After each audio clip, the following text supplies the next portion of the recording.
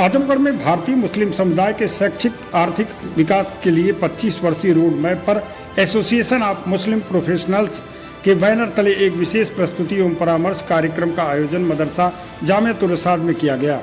इस कार्यक्रम का उद्देश्य शिक्षा के क्षेत्र में ठोस और दीर्घकालिक रणनीति बनाकर उसे जमीनी स्तर पर लागू करने की दिशा में सामूहिक प्रयासों को आगे बढ़ाना था। कार्यक्रम की अध्यक्षता मौलाना अबूजर मदनी ने की, जबकि मौलाना उमैर नदवी विशेष अतिथि के रूप में मौजूद रहे। कार्यक्रम के संयोजक एडवोकेट तलहारा सादी रहे। इस कार्यक्रम में जनपद के कई प्रतिष्ठित स्कूल प्रबंधक, मदरसा इंचार्ज, शिक्षाविद, सामाजिक कार्यकर्ता और बुद्धिजीवी वर्ग ने सक्रिय रूप से भाग लिया। कार्यक्रम में एसोसिएशन ऑफ मुस्लिम प्रोफेशनल्स के अध्यक्ष आमिर इद्रीसी ने मुख्य वक्ता के रूप में कहा कि शिक्षा ही वह रास्ता है जो हमें पिछड़ेपन से निकालकर तरक्की की नई मंजिलों तक ले जा सकता है। उन्होंने आने वाले 25 वर्ष के लिए कहा कि यह निर्णायक है, हमें योजनाबद्ध और सामूहिक प्रयास करने की जरूरत होगी। आमिर इद्रीसी ने क्या कहा, सुनिए आप उनकी बात। मेरा नाम आमिर इद्रीसी है और मैं एसोसिएशन ऑफ मुस्लिम प्रोफेशनल्स का फाउंडर प्रेसिडेंट हूँ। तो आज ये मीटिंग आजमगढ़ में जामिअतुर रशाद में रखी गई थी और यहाँ हम लोगों ने यहाँ के जो ज़िम्मेदारान हैं उनके सामने जो एएमपी की जानिब से काम हो रहे हैं उसकी तफसील पेश की।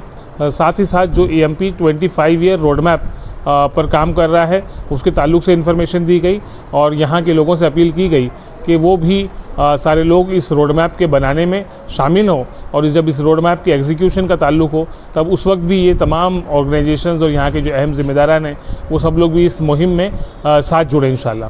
ख़ास तौर पर 15-16 नवंबर को लखनऊ में एक जो एनजीओ कॉन्फ्रेंस होने जा रही है उसके बारे में तफसील से बातें यहाँ बताई गई और यहाँ की एनजीओज़ को रिक्वेस्ट की गई कि वो 15-16 नवंबर को लखनऊ की एनजीओ कॉन्फ्रेंस में शिरकत करें।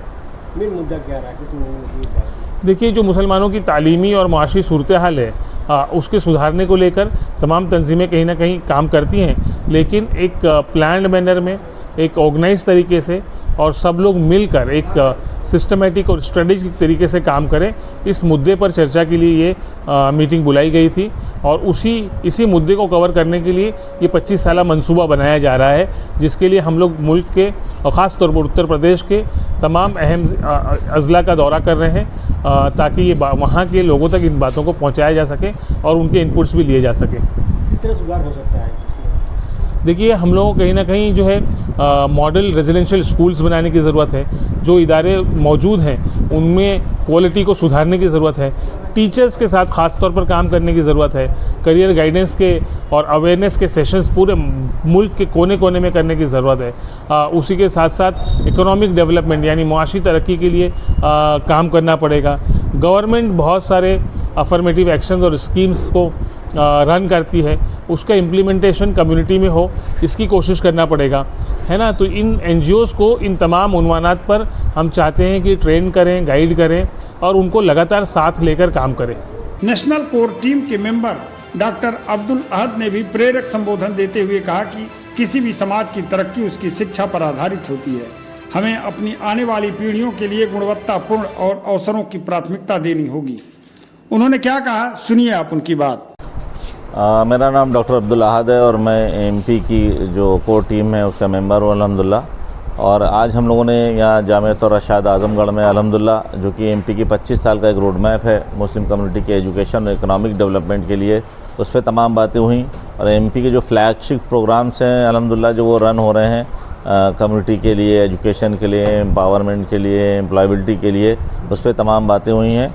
और ख़ास तौर से आज हम लोगों ने जो लखनऊ में एक एनजीओ कॉन्फ्रेंस हो रही है 15-16 नवंबर को, उसके लिए भी लोगों को दावत दी है कि उसमें बड़ी तादाद में वो लोग शरीक हों अल्हम्दुलिल्लाह। और ये अपने आप में एक अनूठी कॉन्फ्रेंस है। इससे पहले भी हम लोगों ने नॉर्थ इंडिया की थी आज से तकरीबन 3 साल पहले, और ये पूरे हिंदुस्तान की कॉन्फ्रेंस हो रही है।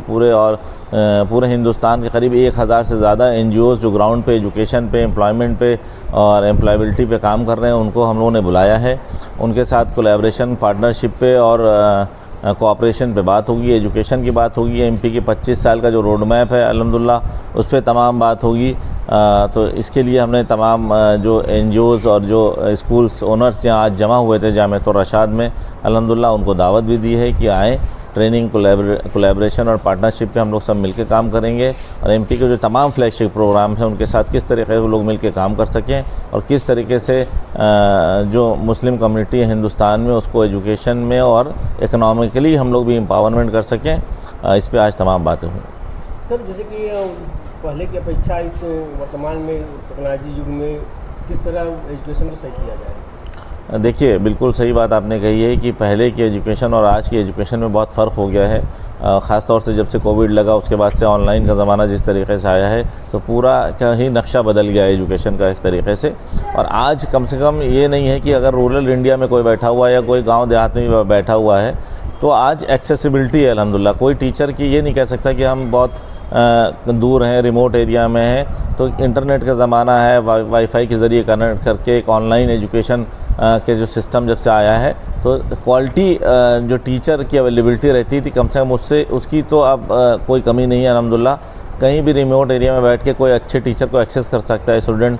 आज बड़े बड़े ऑनलाइन प्लेटफॉर्म, चाहे वो नीट, IIT, JEE की बात आप करें, सिविल सर्विसेज की बात करें या तमाम दूसरे दीगर शोबों की जो एजुकेशन है उसमें बच्चे ऑनलाइन एजुकेशन की तरफ जाके उनको अच्छे मौके मिले हैं। कम से कम बड़े शहरों में जो लोग पहले जाते थे पढ़ाई करने और ख़ास तौर से लड़कियां जो नहीं जा पाती थी, अपने घरों में रहती थी, तो उनके पास भी इसकी वजह से बड़े मौके आसान हो गए हैं। तो ज़रूरत है बच्चों को उनके साथ कनेक्ट होने की, मेहनत करने की और कम से कम अब हर जगह रिमोट एरिया में प्लेटफॉर्म मौजूद है तो फ़र्क तो देखिए बहुत आया है। और आने वाले वक्त में इस टेक्नोलॉजी के यूज़ से इंशाल्लाह जो रिज़ल्ट हैं वो भी बहुत बेहतर आपको मिलेंगे। एजुकेशन की बात करें तो पहले एजुकेशन में बच्चे लिखते थे, पढ़ते थे, याद करते थे, लेकिन आज वर्तमान एजुकेशन में मोबाइल से पढ़ना लिखना जो हो रहा है, क्या दोनों में अंतर क्या है, सही क्या है? नहीं, देखिए, पढ़ना लिखना तो सेम वही है। अभी भी बच्चों को कोई भी सब्जेक्ट की अगर नॉलेज लेनी है तो टीचर से ही पढ़ना पड़ता है। जो टीचर पढ़ाता है उसको वो पढ़ेगा, समझेगा और उसको जज्ब करेगा और सब्जेक्ट की अंडरस्टैंडिंग उसमें आएगी।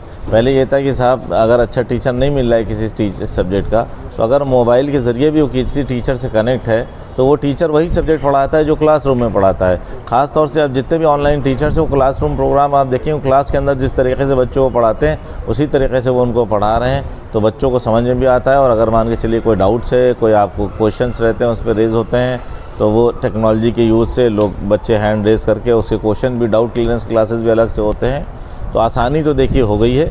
और ये है कि हाँ, ऑफ़लाइन का अपना अलग अहमियत है। ऑनलाइन ने भी क्योंकि आसानी कर दी है तो जैसे रिमोट एरियाज़ हैं वहाँ पे जो लोगों को अच्छे टीचर की सहूलत नहीं मिलती थी, कम से कम उनको अब पैन इंडिया लेवल पे किसी को ये तकलीफ़ नहीं है कि अब हमें कोई सब्जेक्ट टीचर की कमी है। ये तो तमाम जितने आपके चैनल से के जो दर्शक हैं, जो देखने वाले हैं, मैं सबसे कहना चाहूँगा कि जो भी लोग हैं कि वो एमपी की जो तमाम फ्लैगशिप प्रोग्राम्स है, चाहे वो NTS हो, चाहे NGO कनेक्ट हो या indiazakat.com हो, उससे जुड़ें। mpindia.org की वेबसाइट पे जाएं और एमपी जो तमाम बेहतरीन काम कर रही है उसको देखें। जिस भी प्रोग्राम में आपको लगता है सहूलत से शामिल हो सकते हैं उसमें शामिल हो जाएं। इस कार्यक्रम के आयोजक एडवोकेट तलहा रसादी ने अपने संबोधन में शिक्षा के क्षेत्र में एक स्पष्ट और क्रियान्वयन योग्य रोड मैप तैयार करने की आवश्यकता पर जोर देते हुए कहा, अब केवल चर्चा का समय नहीं है बल्कि ठोस कदम उठाने का समय है। जिले में संस्थागत विकास, युवाओं के सशक्तिकरण और शैक्षिक ढांचे को मजबूत बनाना होगा। तलहा रसादी ने क्या कहा, सुनिए आप उनकी बात। कार्यक्रम में डिस्ट्रिक्ट ऑब्जर्वर्स टीम के गठन, संस्थागत विकास, जिला गोद लेने की रणनीति और युवाओं को मुख्य धारा से जोड़ने जैसे अहम बिंदुओं पर चर्चा की गई। सभी उपस्थित गणमान्य व्यक्तियों ने एमपी के इस प्रयास की सराहना की और इस मुहिम को अपने अपने स्तर पर आगे बढ़ाने का संकल्प लिया। कार्यक्रम का संचालन मौलाना उसामा रसादी नदवी ने किया और जावेद सगीर ने तमाम मेहमानों का शुक्रिया अदा किया। मैं तलहा रसादी हूँ। आज हमारे विद्यालय जामतुर रशाद के प्रांगण में एक association for Muslim professionals MP एक संगठन है जो शिक्षा पे और ख़ास तौर पे जो अल्पसंख्यक समाज की शिक्षा है और महिला शिक्षा, इस पे काम कर रही है पूरे भारतवर्ष में। और हम ये समझते हैं कि कोई भी देश तभी तरक्की कर सकता है जब उसका नागरिक शिक्षित हो। और कोई भी देश ख़ास तौर पर पूर्ण रूप से उस वक्त तरक्की कर सकता है, प्रगति के मार्ग पे बढ़ सकता है, जब उस देश का जो अल्पसंख्यक वर्ग हो, जो सबसे कमज़ोर वर्ग हो, वो शिक्षित हो, वो विकसित हो, वो देश की आम धारा में साथ में देश के तमाम नागरिकों के साथ आगे बढ़ रहा हो, तभी देश तरक्की और कर सकता है, प्रगति कर सकता है।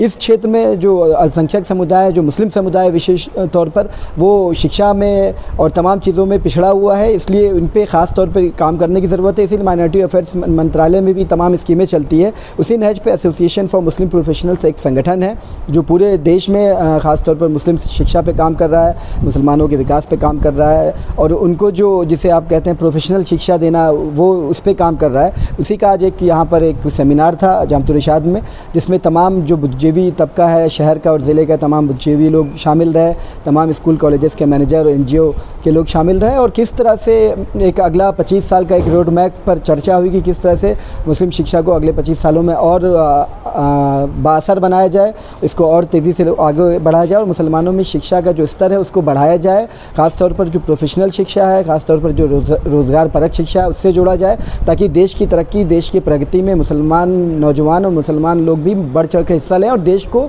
विश्व जो सुपर पावर बनाने की कोशिश हो रही है, सुपर पावर बनाने में कामयाब हो। कहाँ से लोग आए हुए थे? बम्बई से। देखिए, ये जो आमिर इदरीसी साहब जो राष्ट्रीय अध्यक्ष हैं MP के, वो बम्बई से आए हुए थे। डॉक्टर अब्दुल अहद जो नेशनल कोर टीम के सदस्य हैं, वो लखनऊ से आए हुए थे, और भी तमाम मेहमान थे जिन्होंने आज इस सेमिनार में भाग लिया और लोगों को जागृत किया।